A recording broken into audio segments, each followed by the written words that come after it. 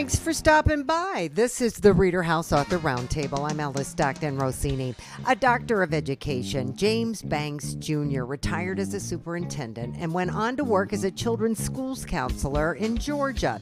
He has published 3 books with Page, starting with The Day My Heart Cried in 2020. Now he's back with Pharaoh and Herod to Society, Why Kill Us? So you say you were compelled to write this. What made me started writing books was I felt that I had a message to tell many people in society. And so my first book, I talk about a father's love, where my father didn't really verbally say I love you, but his actions showed you that he loved you. So I talked a little bit about that and some other things that I went through in leadership, counseling, marriages, and stuff like that. So that's what inspired me to write the first book. And this book seems to be completely different. Yeah, this Pharaoh and Herod is like a reality check book. It's like you're either gonna face reality or you're gonna be in denial the rest of your life. So my second book is entitled "Stuck: Living in Denial Will Prohibit Your Mobility." Okay. And so I actually went through some things from my first book to my second book. Second book, I was like immobile because I didn't really face the reality of my situation, and that caused me to be stuck. But in the third book, I actually faced the reality of my life. It was like a reality check. Either you're gonna put up or shut up. And so that's what Pharaoh's about to me. It's a book that talks about my life, where I've been in a blended family, and I have an older son from a different marriage, and I also talk about how that dealt with, I guess, dealing with the redheaded stepchild syndrome a lot, suffering in silence. What is the redheaded stepchild syndrome? That is a child having a stepmother or a stepfather, and they don't get along, and you feel like they don't love your child. So I had to deal with that in what I call a blended family. Okay. So, and dealing with that for a certain period of time, it got old. It wasn't changing. It wasn't improving. So I had to face the reality of that situation, and I had to move on to some other things. Not that I hate the person, but I just had to face the reality for my life and just move on. It's hard to live in a situation for the rest of your life knowing that the one that's supposed to love you does not really love your child. So actions show that over time. So I had to deal with that. That had And to that's why. hurt. Oh yeah. It still hurts some days to this day. But you have to. Sometimes you forgive, but sometimes you have to forgive to the point where you move on, and that's what I had to do. So And you share all this in your book. I share it in a way that I guess I try to put it in there that it's tactful, but at the same time, I feel that many people face that same scenario. Some people are hesitant to do anything about it, and some people are afraid of change. At that point in my life, I was not afraid of change anymore, and I had to take the initiative to take the step to move forward to what I would say better my life, and that's what I did. Do you address people who have a difficult time doing that and how they overcome that? I say some things that we go into based upon some of societal norms, where if you get married, people always say, well, it's supposed to be till death do us part. Well, sometimes it's before death do us part, because you can't keep living with somebody that's not going to give you the things that you need in a marriage that they're supposed to give you. So it's not difficult when you look at it, but it's difficult sometimes to make that initial change to say I'm going to take the next step to better my life. I may not see what's behind this wall, but I have faith enough to know that if I get to the other side, things could be better for me. And so that's how I approach things in the book. So the bottom line is faith, knowing what you have to do and not being afraid because you have faith. Exactly. You have faith to deal with what I call, you're dealing with the wounds of marriage, you're dealing with the wounds of parenting, and you're dealing with the wounds of being in a toxic relationship. And so in order to get out of that, in order for you to get vindicated from that, sometimes you have to get radical, but you have to step out and you activate your faith in a higher power. And for me, that's what I consider to be Jesus Christ. And so I activated my faith, and I was able to get out of that situation. And not only did it free me up, but it also freed my oldest child up from the hurt that he had to experience from being in an environment that was not conducive to his growth.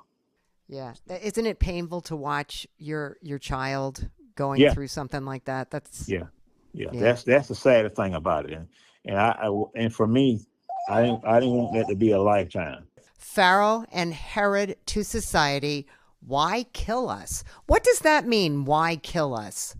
Well, that means that if you remember in biblical times in the Old Testament, Pharaoh put a hit out on all firstborn males, and he actually told the women, the Hebrew women, about I guess it was Pua and Shua, about killing the male child. And he said, all you need to do is throw that firstborn child, that male child, into the Nile River, and they will Okay. be no more existing. And then if you think about New Testament time, Herod put a hit out on boys that were 2 years old and younger to try his best to get rid of Jesus Christ. Right. And so there's always been some kind of hit out, I believe, on the male child. For me as a parent, what I did as far as having a complete separation from my oldest child's mother, it actually caused things to be hard in his life because he had to live without his father being in the house with him.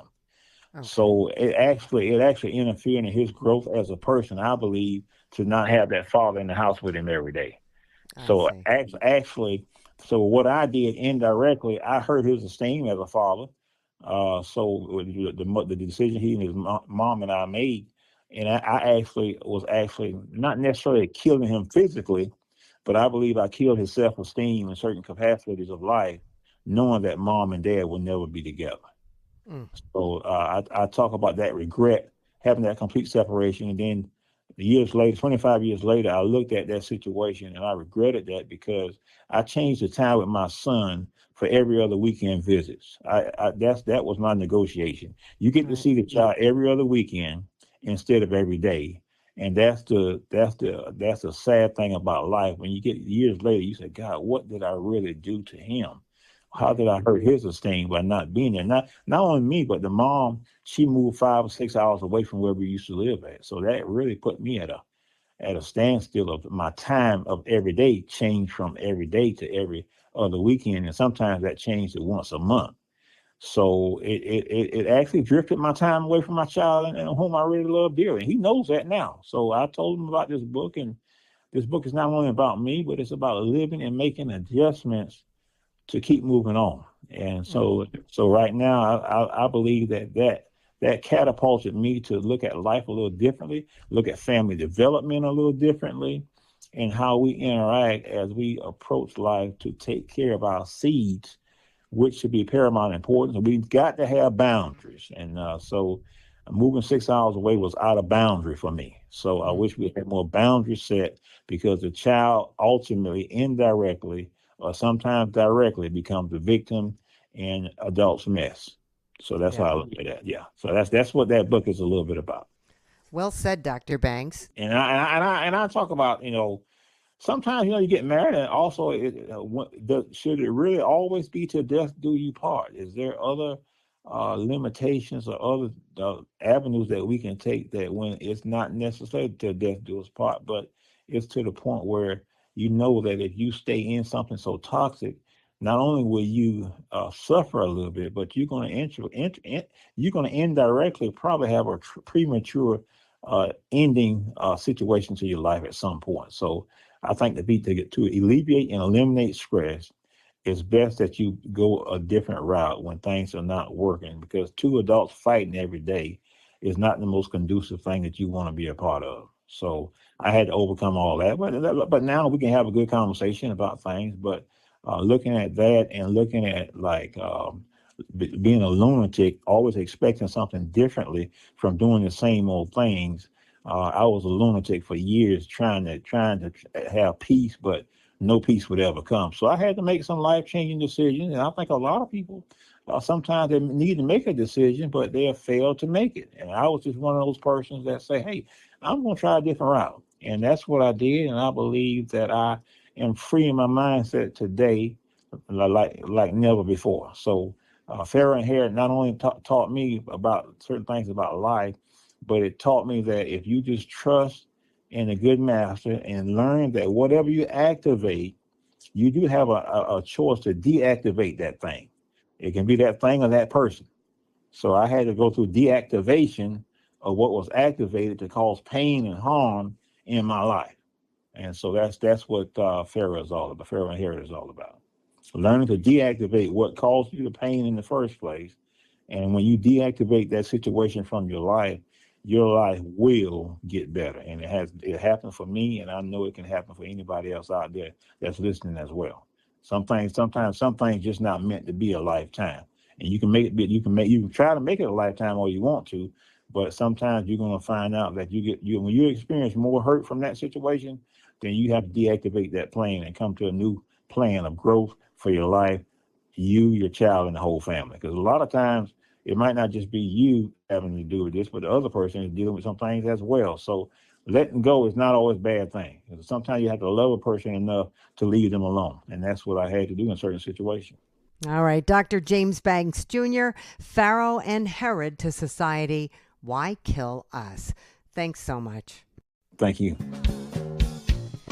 Boise, Idaho is where we find Mark Magill, a supernatural adventurer, investigator, and author of My 5 Minutes in Heaven, How It Could Happen to You. How do you become a supernatural investigator, adventurer? I mean, it's not like you go to school for it. No, not at all. When I was 10, these supernatural events happened, and I just had to deal with them and try to figure out as I'm going along. And including my stint in the military, little things would happen every now and then that science and the average person could not explain. And so I had to figure it out for myself. And without the Bible, that was a very complicated process. So what was the first thing that ever happened to you? Oh, the very first thing. Well, while I was in high school, I was an atheist, and I was walking along with my friend. We were talking. He had read a book called Dianetics, and he told me about some person who was going to go out to another side of the universe, and somehow he would tear open a hole between this world and the next. And then when he would come back, he would be bringing all sorts of other spirits with him when he returned. And then it's like the finger of God poked me in the chest, and he said, he's talking about you. Now, my friend did not know that, but that was strictly that happened to me. I mean, this was a big finger, boom, poking me in the chest and saying this. I'm like, I looked around. It was like he was standing 3 feet in front of me saying that. I'm like, wow. Oh. Let me just ask you, what did you do for a living, or what do you do for a living? Because you can't make money doing this, right? Unless the book really sells. Right now I'm retired Air Force, and so I have money coming from that. And I also work as a engineering technician, and what we manufacture is custom wet benches for computer companies like Micron, ADI, Maxim, and other huge companies that need these custom devices made. The engineers design it. Other parts of our company put the shell together, and we wire it together, and we have to get it to make it work. And we tell the engineers, this isn't right, it isn't going to work that way. And so we send in reports back and forth until we get it to work correctly according to what the customer wants. Okay. So were you writing about these supernatural experiences as they were happening to you? No, this is a collection of my memoirs, my memories, my journals, as things progressed. And I did write other books, but this is the first one where I actually glorified what God has done for me, including my 5 Minutes in Heaven. That I have not read about before.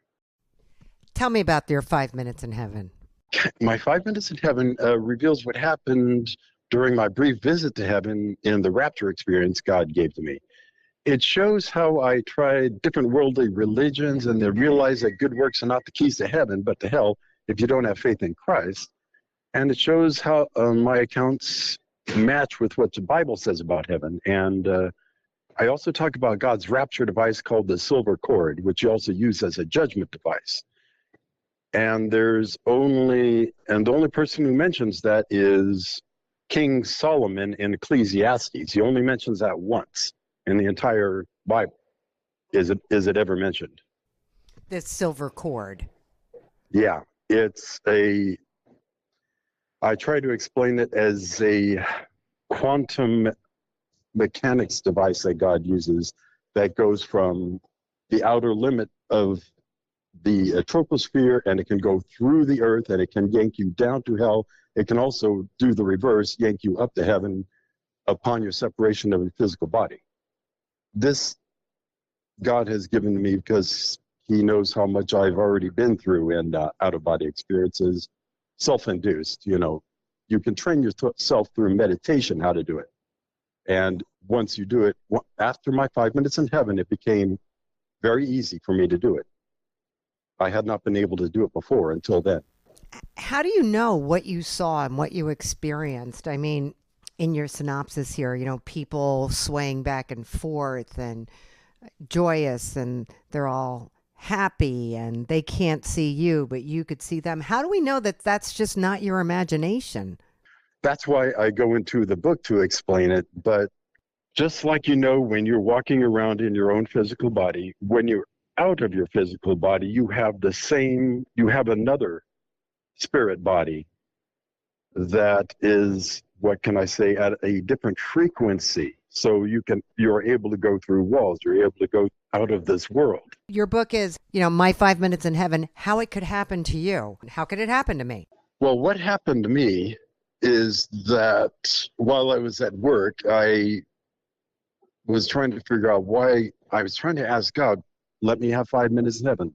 And he wasn't responding, because I knew some things were out of order with me.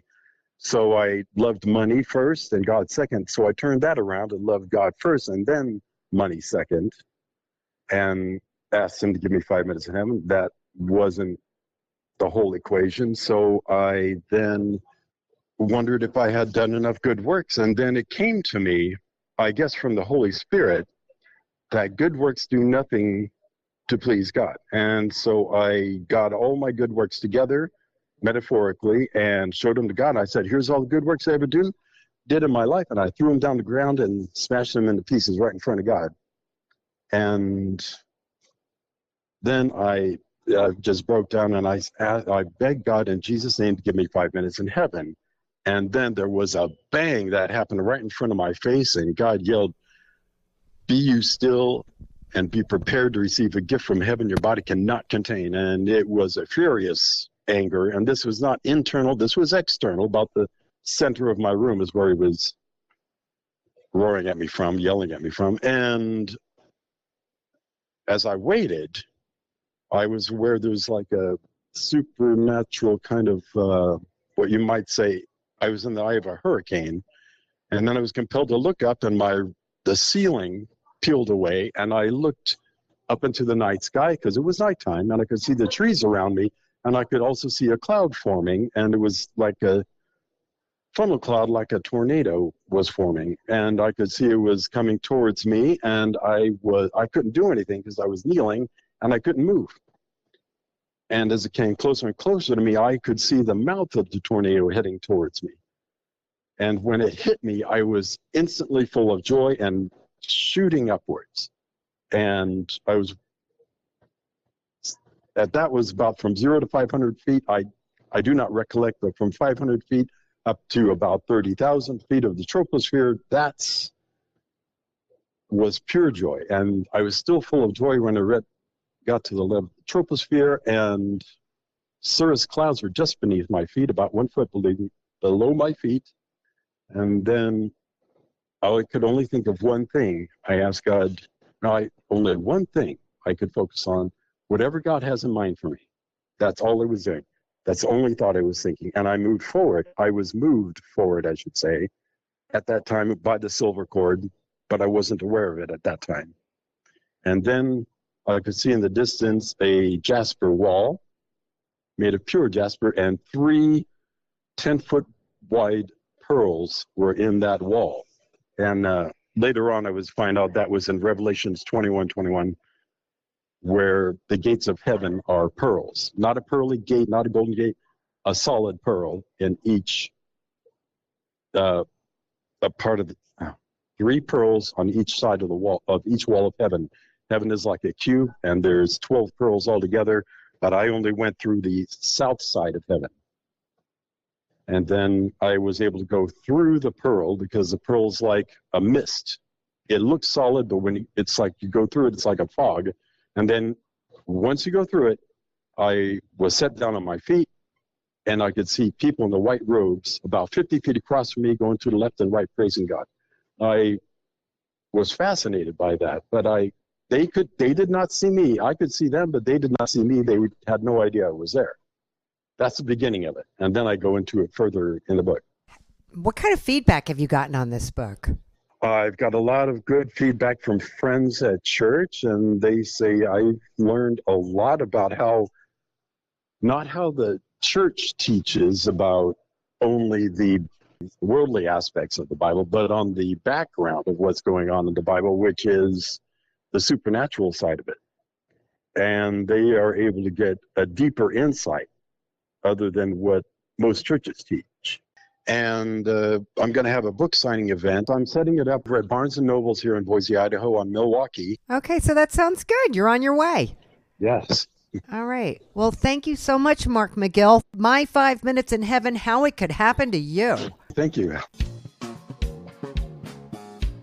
Shaelyn R.W. Smith is student teaching. She's in her last semester for her degree and somehow found the time to publish her first book entitled The Star of Tyrus. So really, you haven't been writing that long, have you? I started writing in high school, probably around 10th grade. Why?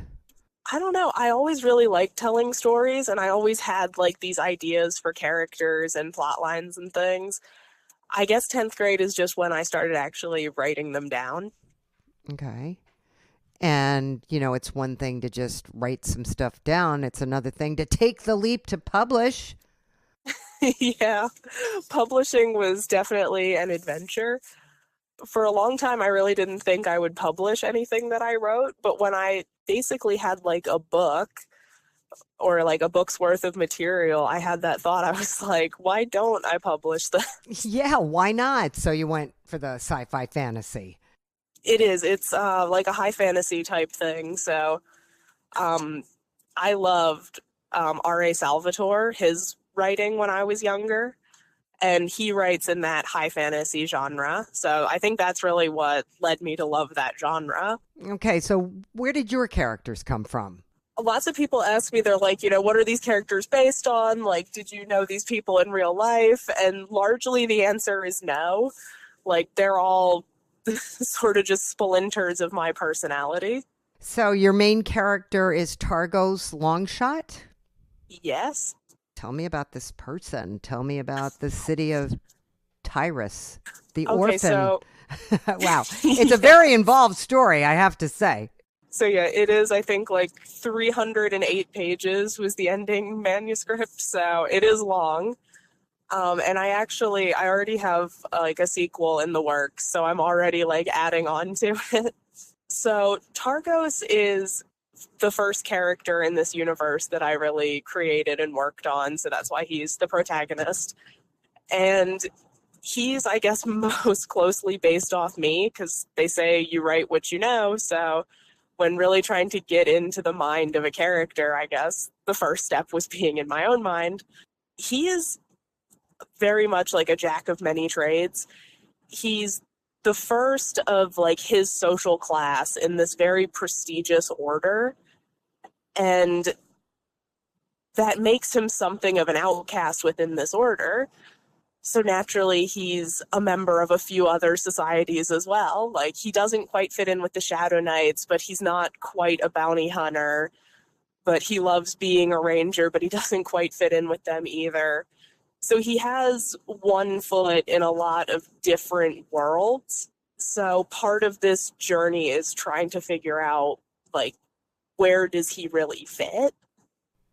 Well, it says he's carried out nightly missions. He slept on the floor of the Wolf Snout Bar. What a great name.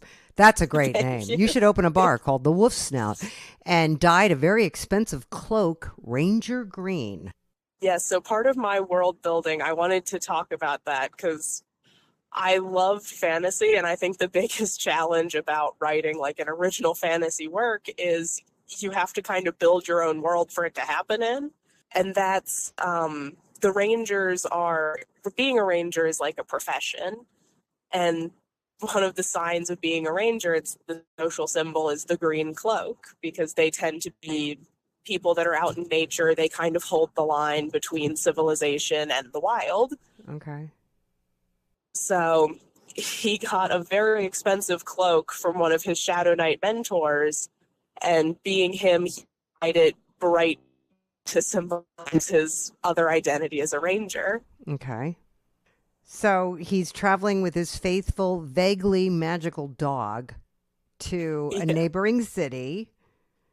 And he has faith that in this city, the libraries will tell him more about the origins of the pup. So in the opening chapter, it's actually in the prologue, Targos finds a dog he finds basically a dog being raised by like a mother timber wolf with her other pups. And he realizes that this dog has something magical associated with him because the dog starts fires unintentionally. So naturally, Targos takes him out of the woods, away kind of from things that he can set on fire, because he realizes, if I leave this creature where it's at, something bad is going to happen to it, to the forest, to the surrounding area. So he sort of takes on this responsibility that he finds. And naturally, the next question, once he has that creature in his care, is, all right, what is it? How do I take care of it? What do I do next? So the city or the kingdom next to Tyrus is Eridante, which is famously a mage city. So Targos' thought process in this is, if anyone's going to know what this magic dog is, it's going to be the city full of mages. What's a mage? A mage is a magic user, somebody that can use magic, can use spells. But then he's like called back into service as a Shadow Knight. Yep, the story opens, he's arriving at the mage city. So you have sort of a skip between the prologue, he finds the dog, and chapter 1, he shows up in Eridante trying to learn more about Dire. Okay. But he is, after a couple chapters and some events in Eridante, he is called back to Tyrus. So he is still a Shadow Knight, even though he's technically like in reserve. Okay. They ask him to do a special mission because of his skills as both a ranger and a knight. They don't think just a Shadow Knight could pull it off. They think somebody would need to have those ranger characteristics to pull it off. So his experience in all these different areas really pays off. Yes. Yeah. So you kind of leave us hanging there at the end? Yeah. Okay, good. And then you got the next book. How many books in this story? So I'm shooting for 3. I have, of course, the Star of Tyrus is published. I'm maybe a third or a quarter of the way into the sequel to that, which I have not named yet. So we're maybe about halfway through writing the series. Great. You are busy. Now, who's your audience and how do you reach them? So I do kind of imagine that this would be maybe like a young adult type book. I don't think anything really designates it as particularly mature. So I think it would be maybe like a high school age range, maybe college. So through Fulton Books, they did set me up with Snow Tree Media, who has created some online platforms for me to start using. All right. Well, you're on your way then. Shaelyn R.W. Smith, the Star of Tyrus. Thank you. Of course. I really enjoyed it. And we have another paranormal sci-fi adventure, this one from T.E. Breece. It is entitled Under a Western Sky. Oh my gosh, I'm up early. I don't think I slept. I am so excited. I'm glad you're so excited. How long have you been writing? I honestly, 3rd grade.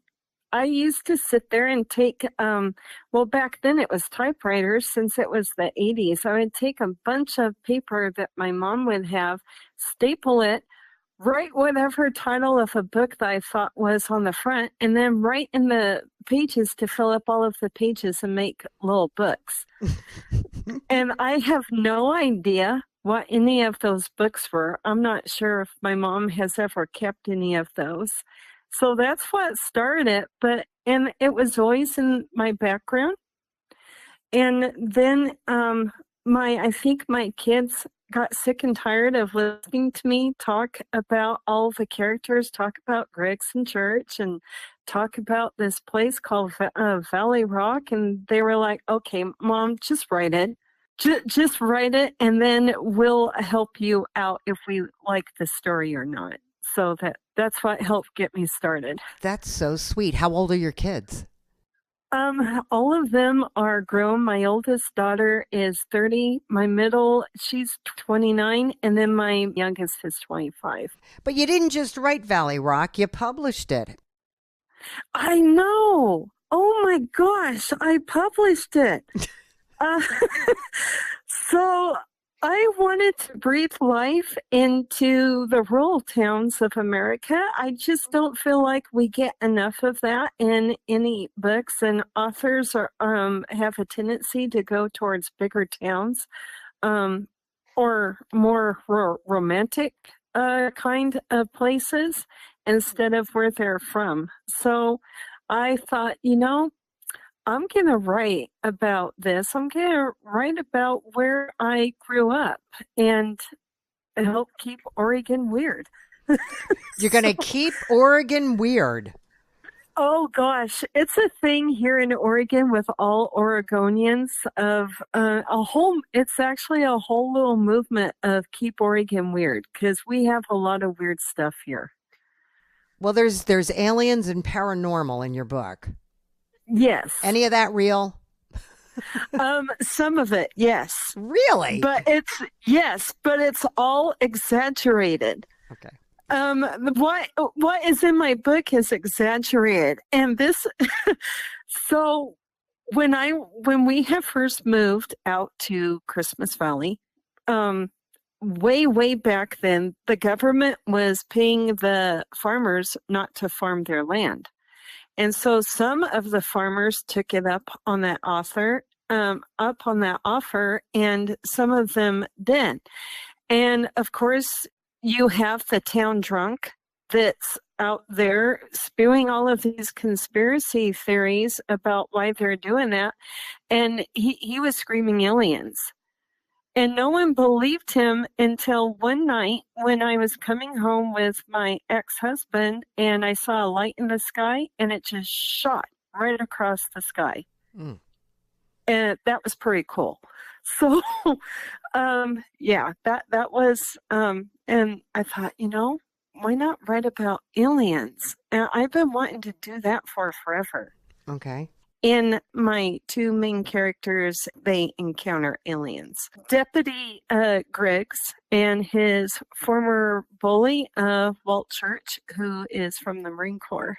Okay. The first part I want to tell you about the short stories are to give the reader a background of all of the people that live out there in Valley Rock, all of their experiences. That I promise you that will all come into play in like 3 or 4 books down, and you're going to be like, hey, wait a minute. Wasn't that character? Did they know this character? And so the short stories, you'll see them always say, hey, we need to call Valley Rock PD or we need to get Griggs out here. So that's his background. So aliens wasn't too much of a jump for the poor deputy to believe in, okay, now there's aliens out here. He's skeptic at first when he meets Walt, and then when they drive over to another rancher's property, they actually get in the middle of a quote-unquote alien cow heist. What's an alien cow heist? It's kind of I guess it's a play off of how back in the 80s we always had the cows, and they would be mysteriously dead and everything out in a farmer's field. So this wasn't that. I thought, wow, that's really graphic, and I'm just sounding like I'm spewing something out of the news headlines again. So I made it different. So the aliens I have are pretty much they're stealing cattle for whatever reason they want. They're taking the cattle and they're loading them up into a spaceship that looks like a semi-truck. So I didn't want to do an actual spaceship. So I thought of doing something completely different. So this book is about them stopping that and then doing an investigation, and then you get the feel of the deputy and church and the dynamic of their friendship. And as it grows, I'm hoping that I can grow that friendship through about 3 or 4 other books. And I hope people also are like, oh my gosh, what are those two up to now? What on earth are they doing? Are you talking about this in, the town square there? My daughters know that I wrote the book, and since they're one of them lives out in Christmas Valley, they know who I am. So they're, oh wow, your mom wrote the book. Wrote a book. So that's how they know. Word of mouth spreads so fast in a small town. It is, I would have to say it's faster than the game of telephone. Really? Oh, yes. Yes. I grew up with that since I was in the 2nd grade. And I guess that kind of, the country never really gets out of you.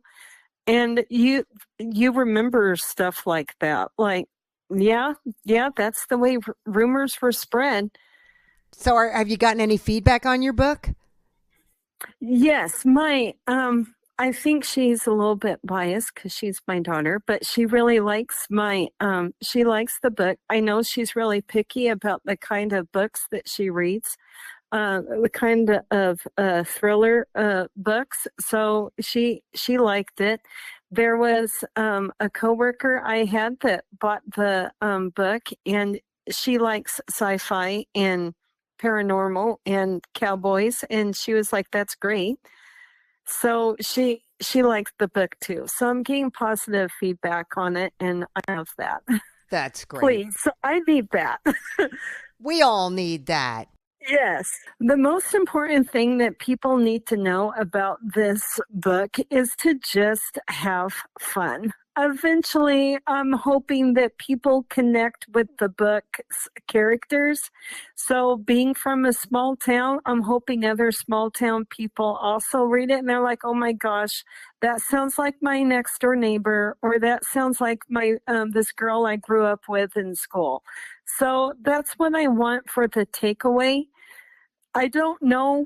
I'm not detailed with police procedures, so it's like I don't want people to get caught up on the semantics of stuff like that. I just want people to have fun. It's like, wow, that was a lot of fun reading that book. I hope people appreciate that and just have a lot of fun with it. Great. T.E. Breece, Under a Western Sky. Thank you so much. You're welcome. I caught up with V. Buelow while she was watching her 4 grandchildren, all under the age of 5, and she managed to get them to sleep in time for our interview. She is a massage therapist, Reiki minister, and quantum healer in Wisconsin, where a client unexpectedly inspired her book, Unity, the Rainbow Unicorn and Her Forest Friends. So, this is Moving probably, okay, so we're just going to go in the land of the woo, right? So I'm an intuitive, that kind of thing. And I was working on a client, and this idea popped in my head of this character and the name, what it was supposed to be, and it was a push. And I've been doing this long enough to know I don't disregard that push. And I had the basic outline of Unity's story, because the book is actually 8 stories. So it's Unity, the Rainbow Unicorn, and then she has a a list of friends. So those friends each have their own separate story in the book. But Unity's story was basically, it came to me on a Friday morning, and by Saturday I had all the characters, the names, what they all meant, and the outline started. Went in Monday morning in my office and I started writing.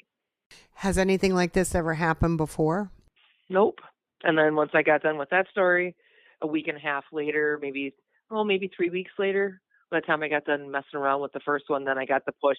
Now write a story for each of the other characters, because it's based with the chakra system. So there's seven main physical chakras that most people adhere to in the body. Unity represents all of those chakras being in balance. So all of her friends in each additional story have a chakra associated to them. So each story then details or kind of goes over like a kid-specific thing of like dealing with frustration, fear, anxiety, not feeling connected, feeling lost, that kind of thing. And then it deals with like positive affirmations, working through it in a positive way. The first 4 stories have breath work. So breath work with positive affirmations. Like for the root chakra, it was, I am safe, I am secure, I am grounded. And it's breath work. So breathing in, saying that, okay, I am safe. Exhale, breathe back in, I am grounded. That kind of thing. That was the whole like motif. The majority of people that get stuck in, if you're going from the chakra base, most people get stuck in the first 3 chakras, which are the physical chakras. So that's why I wanted to include breath work, because that's where, your root chakra is your flight or flight, your fear center, that kind of thing. When you say you felt the push, what's the push? That was a push, I would say, from my guides to go ahead and do this. It was a spiritual thing. And I have 4 grandbabies, and I have clients, and we talk about families. I mean, I've had many clients for quite a while, and you build that bond, and you hear what their kids are going through. I know what my daughter went through, and I'm like, well, if I can write this book to help one child go through, or when they're feeling that way, or maybe even the parent or guardian, if they're reading it to that child, then it was a success. Do you know what I'm saying? Because kids nowadays are totally different how it was when I was in school. I mean, I'm in my early 50s. It's 180 from when I was in school. So I felt the push that I wanted to kind of get something out there, and I didn't see anything out there when I was going and buying like books from my grandkids to read to them. And I'm like, okay, so how can I do something that can have an impact, out there? So tell me about Unity, the rainbow unicorn, and her forest friends. So Unity is a rainbow unicorn in a forest setting. She has 7 friends, and she woke up one morning, and normally her colors are real vibrant, right? Vibrant, full of love, full of life, right? And she woke up one day and realized that they were pale and couldn't figure out why. So when I wrote that, then I brought in like Robbie. Robbie is a mole. He deals with the root chakra. He supports. So all of them like come in one at a time to support me. Like, oh my gosh, what is wrong? Why are you crying? Why are you upset? And then Sophia, who is a golden eagle, which represents your crown chakra, which represents your connection to God, source, great spirit. She comes in and she's like, okay, so what were we taught? So it was always like a teaching. So what were we taught when we feel this way? And then you go through the positive affirmations for each chakra. And then once she started going, then realizing that she's feeling good and feeling better, her color came back and she was able to shoot her rainbow through her horn. And then each additional story, so it's an 8-story collection. So Unity is the first story. That's where where her and the 7 characters get introduced. Each additional story in the book is focusing on one of the friends. Unity's in there, dealing with that other friend, dealing with like feeling insecure, frustrated, that sort of thing. So all her friends are around her, they're surrounding her, supporting her. They all list their like positive affirmations of what they represent, right? And then one of them notices that, oh, hey, your colors are back. And then she goes and looks into the stream and realizes that her colors back, lets out a neigh of excitement, and she creates rainbows in this world through her horn, right? So she was so happy, and then a rainbow comes shooting out of her horn at the end, and that's the end of her story. So how are you getting to the kids that you're trying to target? Facebook stuff, Instagram. It was part of the package that I bought. I was doing some stuff on TikTok. So yeah, I'm doing some stuff. I mean, I've sold some copies. Is there one on display where you work? Yeah, people love it. People love it. There's a couple of people that bought copies and it gave me some very positive feedback. And they were adults. They're friends of mine, and they're like, I'm buying a copy. They're like, oh my gosh, this was amazing. You had it set for kids, but I learned something from it. Which, to me, there's no better compliment. Right? No. Yes, it's geared for kids, but if I have an adult who just decided to read it just to support me, as a friend of mine, and they got something out of it, that's a win. That's a big win. I never did this for the money. It was never my intention when I wrote this book and when I was going through the publishing process was that this book is going to find the people that need the book. V. Buelow, Unity, the Rainbow Unicorn, and her forest friends. Thank you so much. I'm so happy we could get this done, and everybody's asleep. Me too. Yeah, no kidding, right? You started calling. I'm like checking the monitor, going, "Is everybody out? Please tell me everybody's out." I feel you.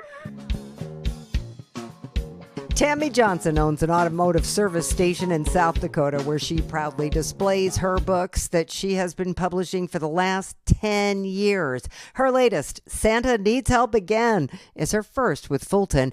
And Tami, your inspiration was your credited co-author, right? My dog, Doc. He loves to go for a ride, so he got to ride with Santa in this round. So tell me the story. Santa's head elf, Hugo Giantopoulos III, shows up at Bird Scratch Ranch because Santa needs help to pull his sleigh this year because the reindeer had a pre-Christmas party and partied a little too hard. And so they need to borrow the goats to pull Santa's sleigh, and Doc went along to help. Anything happen? Well, they set a record for delivering the presents the fastest they'd ever been delivered. Because that was all thanks to Doc's helping Santa carry packages into each house. Did Santa ask him back again? Well, he told them if Santa ever needed help again to come get him because he'd sure like to ride on that sleigh again. This is a children's book. Yes, all my books have been children's books. Have you been able to read them to children? Yep, on occasion I read at like daycares or at schools. Right before Christmas, I ran up to our local school and read to about 40 kids one morning. And do you have other Christmas books? 7 of the 10 that I've written are all Christmas stories. What is it about Christmas? Christmas is always one of the favorite times of year, but I got started writing short stories for my grandchildren for Christmas. They got a short Christmas story every year, and later on went on to start having some of the stories I'd written for my grandchildren published. Do you get any traction when you release a book? I usually get a fair amount anyway of moving on it. I do a lot of like craft fairs and vendor events to help kind of promote the book. And tell me what that process is like. Well, it's not really that difficult, really. You sign up for an event and take a pile of books with you, and you get to meet a lot of the little kids that are your future readers and sign books for them. And a lot of these little kids are shocked that getting to meet the person that put the words in the book, you know. So it's always fun. So you're going to keep going with this? For the time being, anyway. I may be taking a break here. My grandchildren are getting older. I may take a break for this year, but we'll see anyway. I haven't got anything in the works right now anyway for a new one. Okay. How was your experience with Fulton? It's been real good. So, you know, they have lived up to the promises they've made, and they've been good to work with. So, do you talk about your book year round? Well, I have all my books are on display at my business. So I get a lot of traffic on them, you know, just through having them on display year round here at my shop. And so, but, you know, if anything new pops up with it or whatever, I promote it somewhat on my own anyway. So good. Like you have your own little space there to promote your passion. Yep. Well, lucky you, Tami Johnson. Thank you so much, Tami Johnson and Doc. Santa Needs Help Again. Yep, you're welcome. Carl Lutes is 98 years old. This is his fourth published book. It is entitled In Search of the Ego. Carl, you're a World War II vet. You've done so many interesting things in your life. What'd you do for a living? What did I do? I was a professional musician. I was the first flutist in the St. Louis Symphony for many years and played in New York around. But then I decided to teach, and I taught English at Southern Illinois University here where I live. And I retired. Well, that's amazing. Oh, I don't know. I try. And I also taught in New York City in, you ever heard of Washington Irving High School? Yes. It was a very special one that they graded for the best students. And that was very gratifying. All those kids who had so many brains. I know, right? So what exactly is your book, In Search of the Ego, about? It's about trying to understand who you are and that you are your ego, according to Freud. That's who you really are, and that can change according to education or age or whatever. And I'm telling in the book about, it says, in search of the ego, trying to understand it like trying to understand yourself. That's what it amounts to. What do you mean when you say the ego isn't trendy today? You say that in your synopsis. Well, some years ago, when I was younger, everyone was talking psychology and Sigmund Freud and all these things about your ego, but that died out like most of those trendy things do. But it didn't die out with me because it says so much about what goes on in that gray matter in your head. Don't get discouraged at the beginning, because I tried to do a little bit of theory so you'd understand what this thing was. And the rest of it is how life affects us and changes us. And your ego is who you are, but most people don't work on it. All right. And you've also said that it caught your interest, this whole idea about, your ego, when young people began to destroy themselves? Adolescence, actually, if you want in one word. When kids find out they're going to have to be older and act like older people, and they try to decide who they are first and then where they're going. And who you are is very difficult to explain. It's many things. It's your parents. It's all your experiences in life. And some are good, some bad. Some people don't even work at it. But it can go on throughout the whole life. It makes you who you are. You ever seen someone who'd never had any troubles or anything? They're kind of boring. Message in the book is, first of all, trying to get the reader to see what it is and how it's formed and how it influences our life so much. Many times we don't even know it. But a theoretical person would probably say it's the thinking part of your brain, not the learning, but the thinking. And hopefully it thinks logically, and it will always change and always go on. It's a learning. I'm still trying to learn things about myself. It wasn't meant to be Freudian because people don't think that way now, but basically it is. And Freud had your brain divided into the id and the ego and the superego. And the id is who you are born with. It's your primitive you. Babies all have ids, but they have to work on it. And your superego is that part of the brain that disciplines yourself.